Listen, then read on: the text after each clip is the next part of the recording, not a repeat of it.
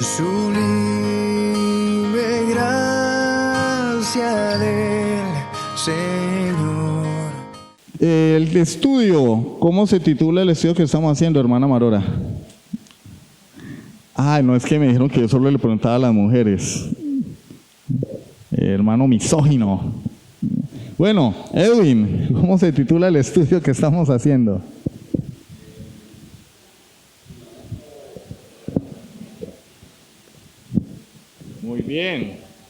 Muy bien, Fundamentos para la Familia Cristiana. Ese es el título de la serie, ¿no? De hermano Javier, ¿y qué tema estamos estudiando?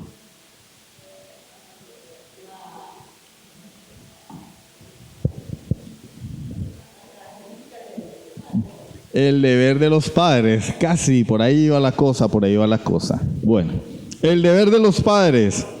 Y ya hemos visto los obstáculos para crear a los niños en el camino del Señor, ¿sí? Pues ¿por qué? Porque no son nuestros, le pertenecen a Dios. Entonces Él nos los da para que nosotros básicamente se los devolvamos, ¿sí? Ya vimos los obstáculos, ahora la semana pasada vimos el compromiso de los padres y veíamos algunas cosas que podríamos llamar cualidades o características que deben tener los papás. Por ejemplo, orar mucho por la responsabilidad que tienen en sus manos. Los papás deberían orar mucho. Todo creyente debería orar. Pero los papás pues tienen una responsabilidad mayor que los que no tenemos hijos porque tienen una vida en sus manos, ¿sí? A veces nos preocupamos más de nuestras cosas. Si se nos daña la moto, corremos a buscar dinero para repararla, le invertimos de tiempo, vaya al mecánico, consigue el repuesto, ¿cierto? O el automóvil o una máquina. La misma diligencia deberíamos tener en la formación de nuestros hijos. 2, capacítate en la palabra de Dios. No se puede enseñar lo que no se sabe. 3, ten un espíritu devoto, ¿sí? Ten un espíritu devoto, porque mis enseñanzas deben ir respaldadas con mis acciones, con mi carácter, ¿sí? Sobre todo porque los niños saben quién es el papá, pues viven con él, viven con el papá. Entonces ellos ven el ejemplo de papá y si es contradictorio, pues, ¿sí? Y ya hemos dado muchos ejemplos de eso, personas que en la iglesia son unos y en la casa son otros. Así nuestros hijos nunca se van a convertir a Cristo. Yo le digo a mi esposa y a algunas personas con las que hablo, la mejor referencia para un creyente es su esposa y sus hijos.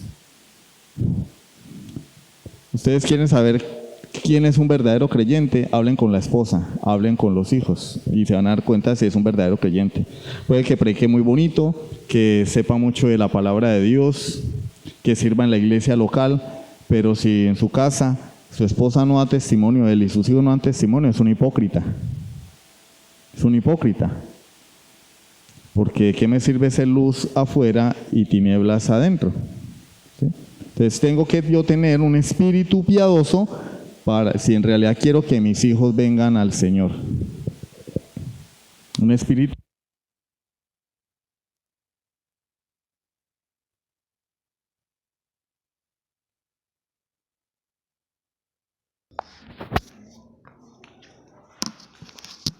Bueno. Y vamos al cuarto punto. El cuarto punto es: cultiva una tierna sensibilidad hacia tu responsabilidad como padre. Es decir, yo tengo que ser consciente de que tener hijos es una gran responsabilidad y tengo que considerar esa labor como una labor grande. Algunas personas buscan toda su vida conseguir ciertos logros, tener propiedades, una empresa exitosa, títulos, pero el ministerio de papá lo menospreciamos, lo vemos como poca cosa. Y cuando vemos una persona pobre cuyos hijos son creyentes y son de verdad un testimonio, lo menospreciamos porque decimos, esa persona no ha hecho nada en la vida. Bueno, eso hacen los incrédulos, ¿no? Un creyente no debería tener esa mentalidad. Un creyente debería admirarse cuando una familia muestra la gloria de Cristo y debería desear lo mismo. Entonces, Dios nos hace responsables por el carácter de nuestros hijos. Debemos usar todos nuestros dones para que esos hijos vengan a los pies del Señor, porque cada uno de nosotros debe rendir cuentas delante de Dios. ¿Ustedes sí han visualizado eso? Cuando estén delante de la presencia de Dios en aquel día, Dios les va a pedir cuentas por sus hijos. Antes que pedirles cuentas por cuántas horas estuvieron en la iglesia, por a cuántas personas le predicaron, por cuántas horas leyeron la Biblia, por cuántas horas oraron, Dios les va a pedir cuenta por la vida de su esposa o esposo y por la vida de sus hijos. Porque antes de la iglesia Dios estableció la familia, ¿sí lo sabían? Antes de la iglesia Dios estableció la familia. Y la iglesia se compone de familias cristianas, no al revés. Entonces Dios nos va a pedir cuenta a nosotros por nuestros hijos, por nuestras esposas, por nuestros esposos. Deberíamos ver la labor de papá como algo loable, como algo preciado, como algo honroso. Debemos actuar responsablemente porque algún día seremos juzgados con respecto a nuestra labor de padres. Y debemos tener en cuenta eso con un temor reverente. Por ejemplo, hay personas que trabajan en una empresa y saben que el patrón es exigente. Y cuando está el patrón, andan como un relojito. ¿Cierto? Temen que el patrón los vea haciendo algo inapropiado, temen el descuido de sus responsabilidades. Bueno, nosotros deberíamos actuar de la misma manera, no porque Dios nos vaya a castigar, sino porque es una responsabilidad que Dios nos encomendó. Nuestros hijos. Y deberíamos verlo no solamente como un trabajo o como una carga, sino verlo como algo agradable. Es decir, a los papás les debería agradar ser papás. Deberían estar felices de cargar con sus hijos para arriba y para abajo. Yo veo que papás que a toda hora es lo contrario. Quieren es deshacerse de sus hijos y dejarlos donde la abuela, donde el abuelo, donde los tíos, donde la niñera o donde el que los reciba. No, yo considero que un papá debería cargar a sus hijos así como hacen los animales. ¿Usted no ha visto que hay algunos animales que se cargan a sus hijos en la espalda? Yo lo haría, pero no puedo. Pero los que lo tienen, pues no saben lo que se pierden. De ver crecer un hijo, de ser el modelo a seguir para ese hijo, de moldear su carácter para la gloria de Dios.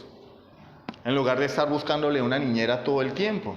Deberíamos ver la labor de papás como algo agradable y tierno. Ver a nuestros hijos con amor, como algo valioso y preciado. Tienes que exhortarte a ti mismo en el nombre del Señor. Si eres fiel en tu cámara de oración, vas a encontrar la gracia para sostener tu deber de padre. Hay ocasiones donde los padres pueden sentirse cargados, porque no es fácil formar a una persona. Si a veces no podemos ni con nosotros mismos, pero es en la presencia de Dios que encontramos que la fortaleza para continuar en ese camino, para perseverar en esa labor que Dios nos encomendó. Entonces el cuarto punto es: cultiva una tierna sensibilidad hacia tu responsabilidad como padre. Y bueno, esto hace parte de algunas características que deberían acompañar a los padres cristianos. Ahora vamos a hablar de algunas tareas que los padres cristianos deberían llevar a cabo con sus hijos. Entonces, en primer lugar, a los que les gusta copiar, pero ¿cómo van a hacer si no hay luz, cierto? Con rayos X. En los rayos X no. Con visión infrarroja, ¿cierto? Primero, o en el teléfono cuando ustedes escriben alumbra, entonces pueden escribir allí. Ahí sí pueden sacar el teléfono. Y como no hay luz, supongo que no pueden chatear ni mandarse WhatsApps. Entonces, primero, enseña a tus hijos la devoción a Dios. ¿Qué es lo primero que un papá debe hacer con un hijo? Enseñarle la devoción a Dios. Eso debería ser lo primero. Algunos padres queremos que nuestros hijos primero aprendan a jugar fútbol, a tocar un instrumento. Pero lo primero que un padre debe enseñarle a su hijo es la devoción a Dios. Deben, sin lugar a dudas, ser criados en el camino de la piedad y la devoción a Dios. Leíamos en el Salmo 111, versículo 10, ¿no? Que coincide también con el libro de Proverbios. El principio de la sabiduría es el temor de Jehová. Yo tengo que enseñarle a mi niño el temor de Dios para que este niño sea sabio, para que pueda algún día manejar su propia vida. El salmista nos invita a acercarnos a Él con la promesa de instruir a nuestros hijos. Venid, hijos, oídme, el temor de Jehová os enseñaré. Salmo 34:11. Y pues nosotros como padres, la semana pasada lo vimos, tenemos que capacitarnos, ¿no? Tenemos que capacitarnos. Entonces tenemos que tener la capacidad para poder enseñarle a nuestros hijos algunas nociones correctas sobre el Ser Supremo al cual adoramos. Nosotros adoramos a un Ser Supremo, que es el Ser Supremo, ¿sí? Y tenemos que presentarle al niño, o a la niña, o al joven, quién es ese Ser Supremo, pero primero debemos conocerlo. Antes de enseñarles las doctrinas fundamentales en las cuales creemos, ellos tienen que saber quién es Dios. ¿Sí? Por eso cito a Paul Washer, no porque sea Paul Washer, sino porque lo que él dice tiene razón. Lo primero que yo voy a hacer es enseñarle quién es Dios. Porque ¿qué le sirve al niño saber la predestinación, la elección incondicional, saber la expiación limitada? ¿De qué le sirve? No, él necesita conocer primero a Dios, al Dios de la Biblia. Lo primero que yo voy a hacer es con el niño es enseñarle quién es Dios. Y cuando él aprenda quién es Dios, y yo le presente el pecado, él va a saber que pecó contra un Dios ¿qué? Santo, justo, bueno, misericordioso, perfecto, eterno, infinito, todopoderoso.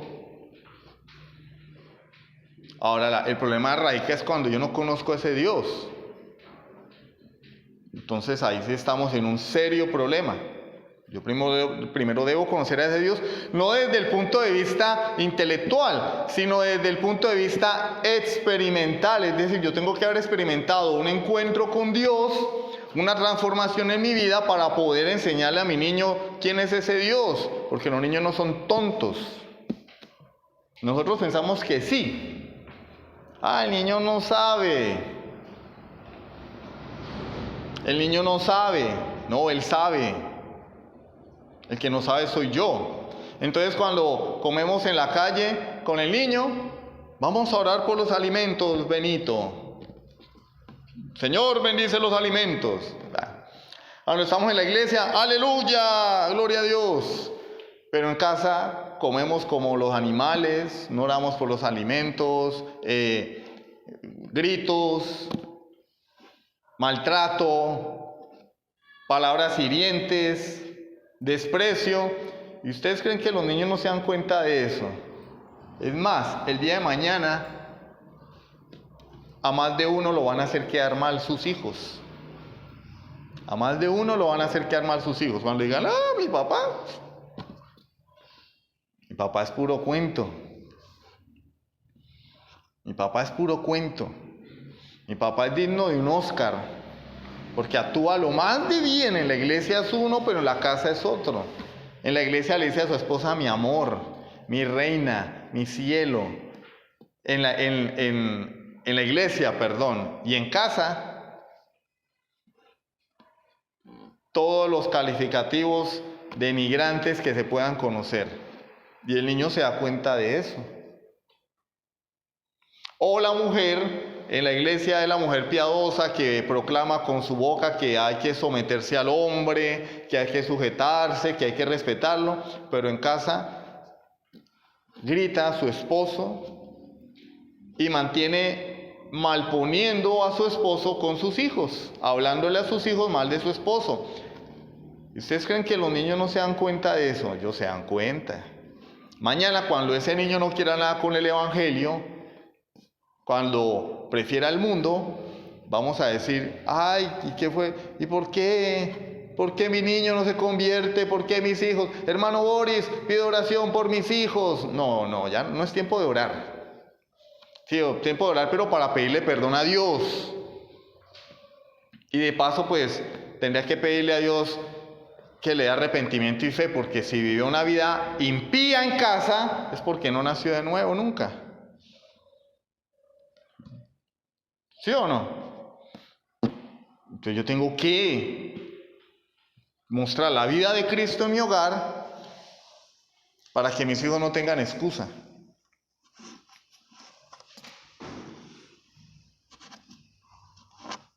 Entonces, ¿qué dice Hebreos 11:6? Hebreos 11:6 dice, porque sin fe es imposible agradar a Dios, porque... ¿El que qué?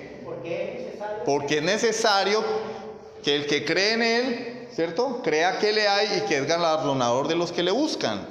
Crea que le hay, es decir, que es lo primero que el niño debe saber, que hay un Dios. Y muchas veces es una de las primeras preguntas que hacen los niños. Papá, ¿quién hizo todas las cosas? Papá, ¿quién hizo el sol? Papá, ¿quién hizo la luna? Papá, ¿quién hizo a los perros? Papá, ¿quién hizo a los gatos? Dios. Es lo que nosotros decimos, o deberíamos decir. Bueno, ahora yo tengo que explicarle a ese niño quién es Dios. No, pero él no entiende. Miren, si un niño es capaz de entender que las arepas las hace la mamá, puede entender que Dios creó todas las cosas. ¿Quién hizo la arepa? Mi mamá. Ah, ya está listo para entender quién es Dios. Por lo menos que es el que creó todas las cosas. Un Dios creador. Si el niño entiende, por ejemplo, mi sobrinita tiene 3 años y ella, yo me monto en la moto de la mamá de ella, de mi cuñada, y ella dice, no tío, moto mamá, y me señala mi moto y me dice, no, que me monten yo en mi moto porque la moto otra es de la mamá, es propiedad de la mamá. Ella ya sabe, ya se le puede explicar que Dios es el dueño de todas las cosas. Ya le puede explicar. ¿Nosotros qué hacemos? Entretenerlos y ponerles cancioncitas, rondas infantiles, que no son malas, pero pues deberíamos también aprovechar el tiempo para explicarles quién es Dios, ¿no? Ella está en capacidad de entender. Nosotros somos los que pensamos que son retrasados mentales, que hay que seguir hablándoles con balbuceos.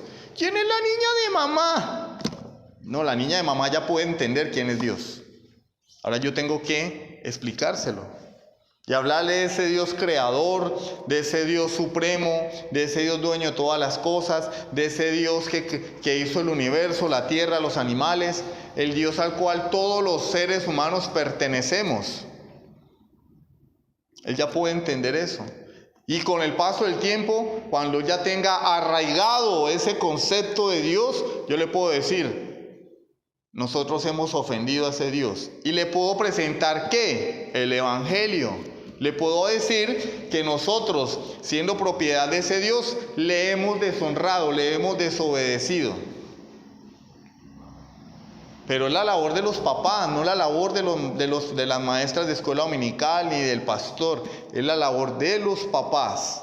Enseñarle a sus hijos que existe un Dios que es dueño de todas las cosas, que las cosas las hizo Dios y que no venimos del mico, del simio, ni de una gran explosión de la nada. Porque si dejamos pasar el tiempo, eso se lo van a enseñar en la escuela. En la escuela le van a decir, venimos de una gran explosión.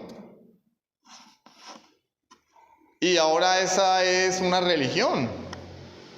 Es una religión. Esa es un dogma. Pero un dogma que no tiene sustento, porque por eso se llama teoría. Teoría del Big Bang. Teoría, es decir, es una hipótesis que no ha sido demostrada. Como el chupacabras, como la llorona, como el Moán, como la madremonte, como la patasola. ¿Sí? Es una explicación a un fenómeno. A alguien un día se le ocurrió decir que veníamos de una gran explosión porque quiso explicar el origen del universo. Y es válido. Mañana a alguien se le puede ocurrir decir que el universo fue una canica que un extraterrestre inventó. Pero lo triste es que los papás se queden sin argumentos ante esas cosas, que no sepan cómo desvirtuar la teoría de la gran explosión, que no sepan cómo desvirtuar y echar por tierra la teoría de la evolución de las especies de Charles Darwin, que no sepan cómo, que el niño diga, papá, pero a mí en la escuela me enseñaron que venimos del mono. Y el profesor me dio estas evidencias y que papá diga, uy, ¿ahora qué hago? Trágame tierra. No. Y ni siquiera, es más, solamente utilizando la lógica y el razonamiento podemos echar por tierra esas falacias. No necesitamos la Biblia para hacerlo. Porque a un ateo no se le convence con la Biblia. Es decir, si yo pretendo desvirtuar las enseñanzas, el ateo me va a decir, yo no creo en su libro, demuéstreme que Dios sí existe. Yo cómo le demuestro, ay, ahora pues no, chao. Como dice el Chavo del 8, vuelve el perro arrepentido con el rabo entre las piernas. Entonces, ¿qué dice? Con su mirada tan tierna, ¿el hocico qué? El hocico partido y el rabo entre las piernas. No, pues el hombre me dijo que no cree en la Biblia y yo no, ahora qué le digo. No, pues yo tengo que saber. Y lo mismo con los niños. Yo tengo que ser la respuesta a las preguntas de los niños. Es de mucha importancia que los niños sean saturados de un sentido de maravilla hacia Dios y una veneración humilde ante sus perfecciones y glorias. Que ellos se maravillen cuando vean las estrellas, la luna, el sol, el perro que camina solo, el gato.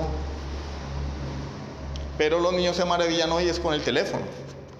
Es que si ven al papá igual pegado del teléfono, ahí hipnotizado, robotizado, como un zombie pegado al teléfono. Y los niños que hacen lo mismo. Y ya los niños no quieren salir a jugar, ya los niños no quieren practicar deporte, ya los niños no quieren socializar con nadie porque el mundo de ellos es el teléfono. Y los papás no les quitan el teléfono porque les da miedo que haga un berrinche o una pataleta. No, yo tengo que hacer lo posible porque el niño comprenda que Dios es maravilloso. Llevármelo a una montaña y decirle, hijo mío, mira, todo esto lo hizo el Señor. Llevármelo de paseo. Hijo, todo esto lo hizo el Señor. Llevarlo al zoológico. Hijo, estos animales los hizo el Señor. Mostrarle documentales. Esto lo hizo el Señor. Para que él tenga, ¿qué? Una veneración ante las perfecciones de Dios. Además, tenemos que enseñarle a nuestros niños que pronunciar el nombre de Dios no es cualquier cosa. Que Dios no es Chuchito, ¿sí? Que Dios no es Chuchito, que Dios no es el amigazo, no, que Dios es el Señor y que su nombre es admirable, digno de respeto, que no es cualquier cosa. ¿Por qué? Porque si no, en la cultura en la que vivimos hoy, todo el mundo nombra a Dios irrespetuosamente y ellos pueden caer en el pecado de usar el nombre de Dios en vano. Ahora, si nosotros lo hacemos, pues peor todavía. Si nosotros en la casa todo el tiempo estamos nombrando a Dios en contextos profanos, antirreligiosos, si me machuco el dedo, ¡Dios mío! Y si el niño hace algo malo y yo le digo, por Cristo bendito, le he dicho 1000 veces que no haga eso. Pues ¿qué va a aprender el niño? Que el nombre de Dios sirve para maldecir, para expresar ira, para expresar inconformidad, para expresar frustración. Tengo que enseñarle que el nombre de Dios se utiliza con solemnidad, desde pequeño. Pero enseñarle el temor de Dios, la reverencia a Dios, tampoco puede llevarlos a que tengan miedo de acercarse a Dios. Es una delgada línea la que hay allí. Tenemos que pedirle a Dios sabiduría y tener equilibrio. Sí, Dios es digno de reverencia, Dios es trascendente. Pero así como Dios tiene el atributo de la trascendencia, también tiene el atributo de la inmanencia, es decir, Él pudo acercarse a nosotros. Él es un Dios cercano, Él es un Padre amoroso. Él es fuego consumidor, pero también es un Dios de amor. Entonces tengo que saber sopesar esos dos atributos de Dios y enseñarle al niño de forma equilibrada. Que el Dios que merece respeto también es un Padre amoroso y cercano. Porque si no vamos a enseñarle al niño que es que Dios es un ser terrible con el cual no se puede ni hablar. Y va a suceder como sucede en la Iglesia Católica Romana. Nos enseñan que Dios es un Dios terrible, lleno de ira, pero que la Virgen María es puro amor y que la Virgen María nos acerca a Dios. Porque por eso es que ella es intercesora, porque ella es mujer y está llena de ternura y de amor. Y Dios está todo el tiempo como Zeus, con el rayo en la mano, dispuesto a disparar. No, ese no es el Dios de la Biblia. El Dios de la Biblia es un Dios santo, justo, que castiga el pecado, pero también es un Dios misericordioso, que extiende su misericordia ¿a qué? A millares, dice Éxodo 32. Éxodo 34, versículos 6 y 7. Jehová, Jehová, fuerte, misericordioso y piadoso, tardo para la ira y grande en misericordia y verdad, que guarda misericordia a millares, que perdona la iniquidad, la rebelión y el pecado. Y en el versículo anterior es donde dice que Él visita la maldad de los padres sobre los hijos hasta la tercera y cuarta generación de los que me aborrecen. ¿Sí? O sea, ¿hay ira de Dios? Sí. ¿Para quién? Para el que aborrece a Dios. Para el que ama a Dios, ¿qué hay? Amor, misericordia, gracia, bondad, benignidad, longanimidad, favor, cuidado. Eso es lo que hay de parte de Dios para sus hijos. Y la ira para aquellos que le aborrecen. Segundo punto. Procura la conversión temprana de tus hijos. Mencionamos algo de eso en el punto anterior. Padres, ¿ustedes han pensado que cada día que pasa sin que sus hijos se conviertan, aumenta el peligro de que vayan al infierno? ¿Sí lo han meditado? ¿Sí han meditado en eso? Cada día que pasa sin que mi hijo se convierta a Cristo, aumenta el peligro de que él vaya al infierno. Porque en cualquier momento puede morir. Ayer se murió un vecino en el barrio. Y estaba bueno y sano. Lúcido. Le dio un infarto. ¡Pum! Dios apagó la luz de su vida. La llama de la vida de ese hombre la apagó Dios. ¡Pum! Un momento. En un abrir y cerrar de ojos, Dios decidió quitarle la vida a ese hombre. Y nosotros pensamos que vamos a orar aquí toda la vida. Pero podemos morirnos esta noche, dentro de 5 minutos, en un segundo, mañana, en un mes, no sabemos. Alguien dijo, cada vez que una persona muere es un aviso de que el siguiente puedo ser yo, porque estamos en una fila. Cada vez que muere alguien quiere decir que estoy más cerca yo de morir. Y nuestros hijos también, porque noticia de última hora, padres, los niños también se mueren. Los niños también se mueren. Y si el niño muere sin Cristo, no va a ir al limbo, porque de hecho ya incluso la iglesia romana eliminó el limbo, ¿cierto? Chistoso porque un papa infalible dijo que existía el limbo y ahora otro papa infalible dijo que ya no. Entonces, ¿cómo es el cuento? Pero el caso es que ya no hay limbo. Pero según la Biblia, los niños que no se arrepienten de sus pecados van a la condenación eterna. Porque la paga del pecado es muerte.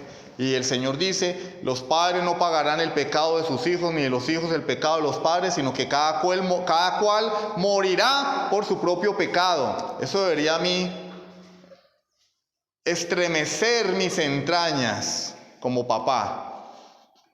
Mi hijo puede morir e irse al infierno.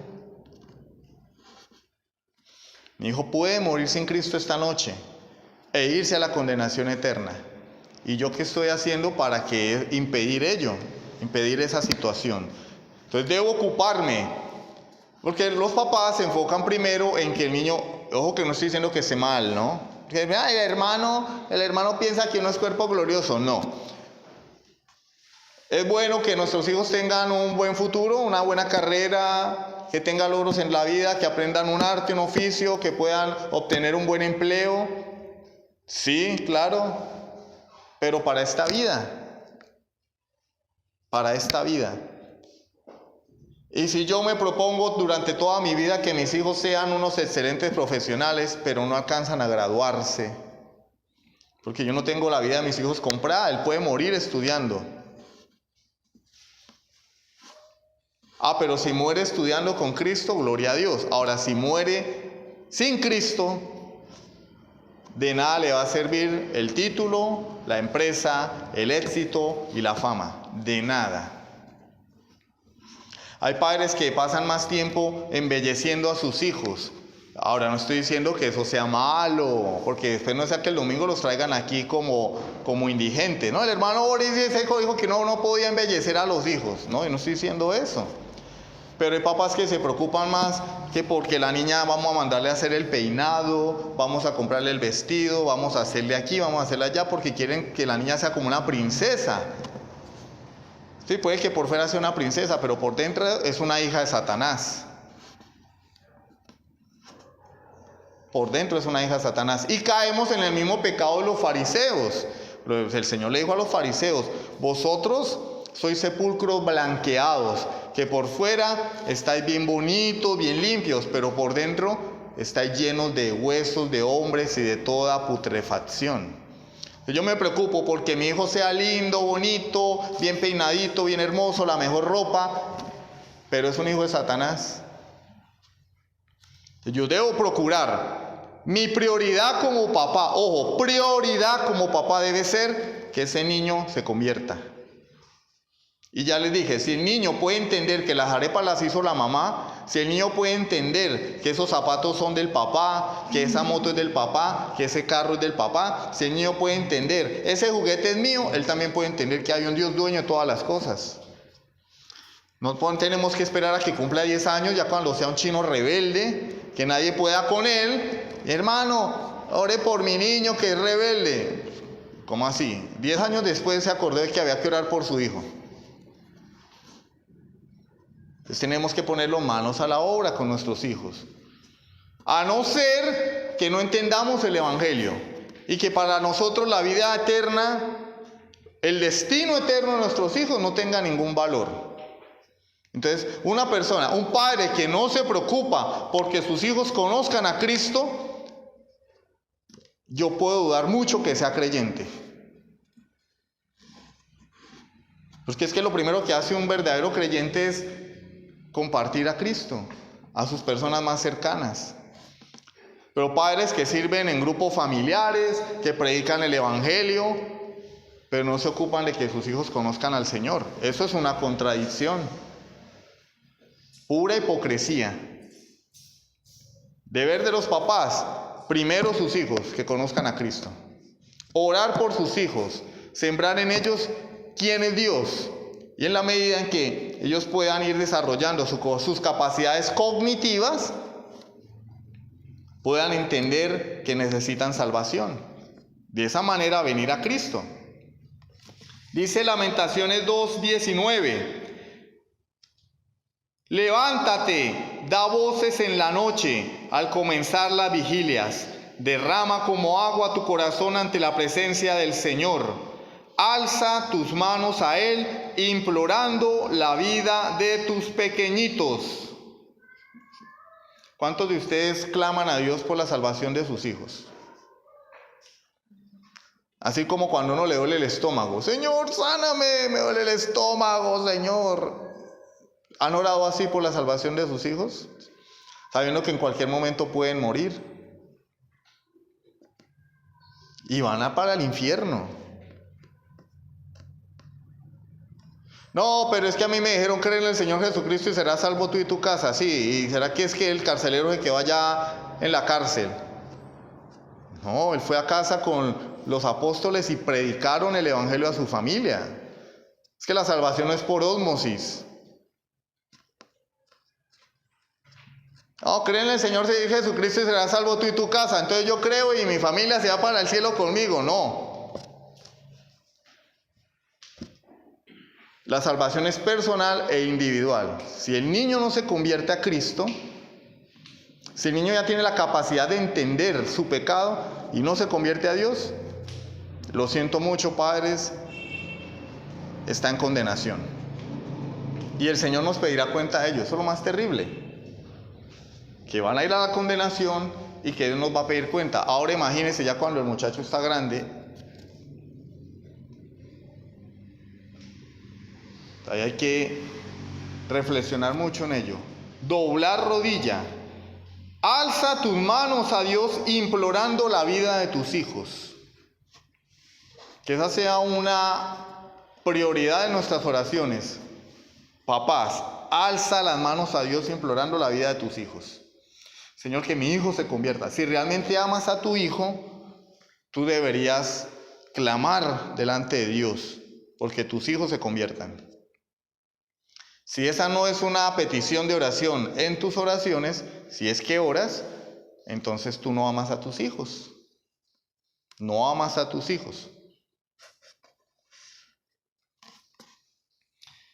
Hemos visto padres llorando por la muerte de sus hijos de 4, 5, 6, 7 años, quienes no parecían sentir ninguna inquietud acerca de si habrían muerto en un estado espiritual seguro. Es decir, cuando muere un niño, los papás lloran porque el niño se murió. Porque qué padre no llora la muerte de un hijo, ¿sí? No tiene que ser un psicópata que no tenga empatía con ningún ser humano para que no llore la muerte de un hijo. Entonces, si lloramos la muerte de un gato o la muerte de un perro, ¿por qué no vamos a llorar la muerte de un hijo? Ahora, el problema es que los papás lloran la muerte de sus hijos porque el niño se murió y ya no va a estar conmigo. Pero no se les pasa por la cabeza el hecho de que si el niño murió con Cristo o murió en condenación. Y si el niño murió en condenación, no hay una autocrítica. Mi niño murió en condenación y yo no le prediqué a Cristo, yo no lo llevé a la iglesia, yo no me esforcé porque él conociera a Dios, no le presenté a Dios. Yo pensé que tirándolo allá en la iglesia 1 hora a la semana él se iba a convertir a Cristo, y en mi casa no le enseñé la palabra de Dios porque había tiempo para cualquier cosa menos para mis hijos. No hay eso. Ustedes ven, las personas lloran porque los niños se murieron, pero no es frecuente ver ese tipo de meditación en los papás. Bueno, mi hijo se murió, ¿dónde estará? Porque como el buenismo abunda, entonces no, todos los niños se van para el cielo, tranquilo hijo. Y ustedes saben que no hay muerto malo, ¿no? Todos los muertos van para el cielo, todos. Hay de aquel que diga lo contrario. Ustedes van a un velorio y el muerto siempre está en el cielo. Nadie dice, bueno, estamos aquí delante del difunto y pues lamentablemente está en la presencia, está en el infierno, sufriendo la ira de Dios. No, nadie dice eso. La gente dice que descanse en la paz del Señor. ¿Sí o no? Que descanse en la paz del Señor. Bueno, pues si nunca hubo arrepentimiento, estamos diciendo una mentira. Porque una persona que no se arrepiente no puede descansar eternamente. Va al tormento eterno. Pero vuelvo y les digo, el buenismo abunda en nuestros días. Todos los muertos van al cielo, todos los muertos son buenos, hasta el sicario más sicario y el moralista más moralista van al cielo. Porque el buenismo abunda. Y nadie se detiene a pensar, hombre, el muerto se arrepintió de corazón, vivió una vida piadosa, mi hijo se arrepintió. No, es que murió muy temprano. No, vuelvo y le repito, un niño de 3, 4 años ya está en capacidad de entender que es pecador.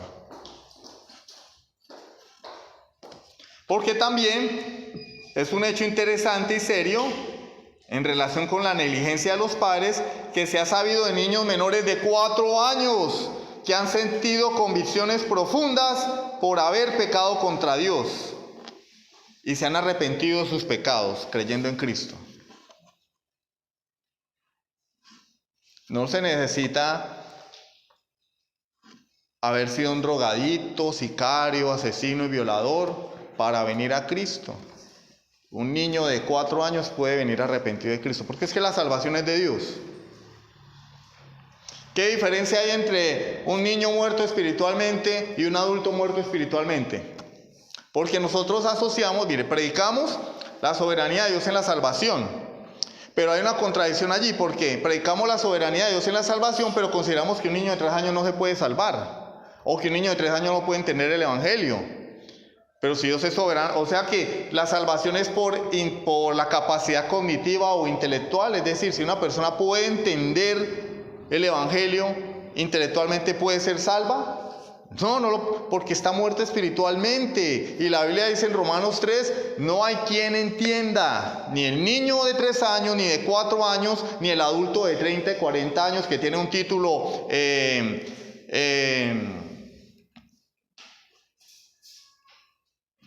que es neurocirujano, ¿cierto?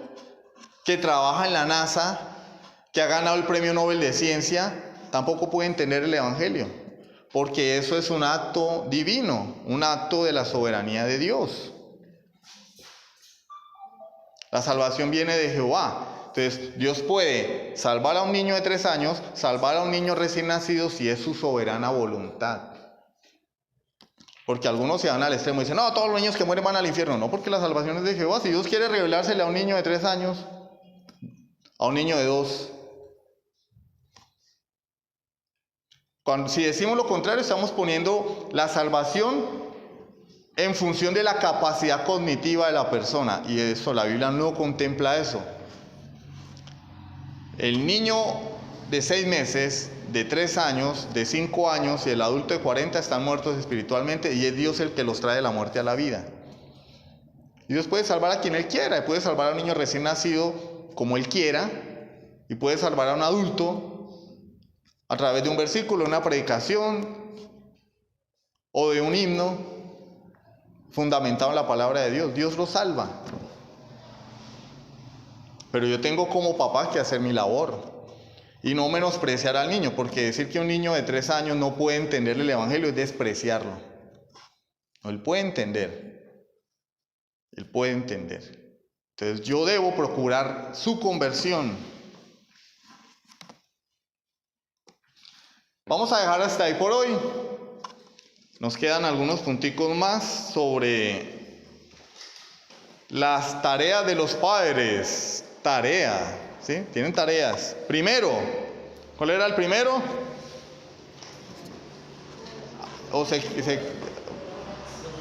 No hay luz, pero yo lo estoy viendo. Yo veo quién tiene los ojos cerrados, quién está cabeceando.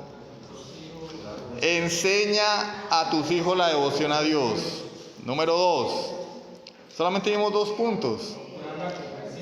Procura la conversión temprana de tus hijos.